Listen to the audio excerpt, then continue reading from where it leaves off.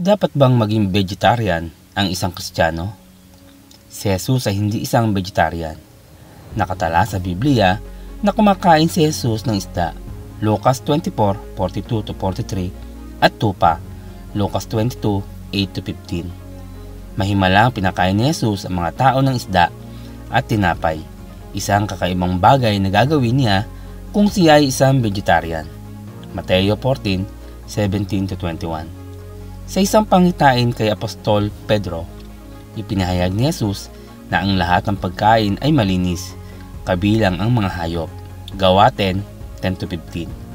Pagkatapos ng baha noong panahon ni Noah, pinahintulutan ng Diyos ang sangkatauhan na kumain ng karne. Genesis 9:2-3. Hindi kailanman binawi ng Diyos ang pahintulot na ito. Sa sinabi nito, walang masama sa pagiging vegetarian ng isang Kristiyano. Hindi tayo inuutusan ng Biblia na kumain ng karne. Walang masama sa pag-iwas sa pagkain ng karne.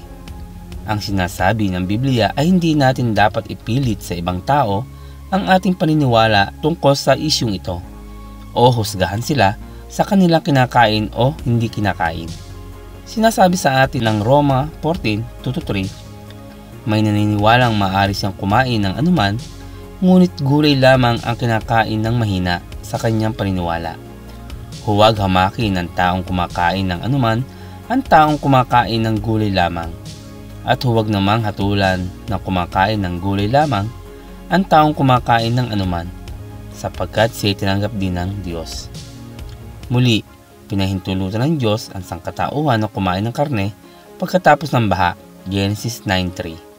Sa batas ng Lumang Tipan, ang bansang Israel ay inutusan na huwag kumain ng ilang pagkain, Levitico 11:1-47. Ngunit walang utos na hindi kumain ng karne. Ipinahayag ni Jesus na ang lahat ng pagkain, kabilang ang lahat ng uri ng karne, ay malinis, Marcos 7:19. Tulad ng anumang bagay, ang bawat Kristiyano ay dapat manalangin para sa patnubay kung ano ang gusto ng Diyos na kainin niya. Ano man ang ating ipasya na kainin ay katanggap-tanggap sa Diyos, basta tayo ay nagpapasalamat sa Kanya sa pagbibigay nito. 1 Thessalonica 5:18. Kaya nga, kung kayo'y kumakain o umiinom o anuman ang ginagawa ninyo, gawin ninyo ang lahat sa ikararangal ng Diyos. 1 Corinto 10:31. Salamat po sa inyong panonood, at kung kayo po ay napagpala ng bidyong ito, huwag po kayo mahiya na ito ibahagi po sa inyong mga kaibigan, kamag-anak.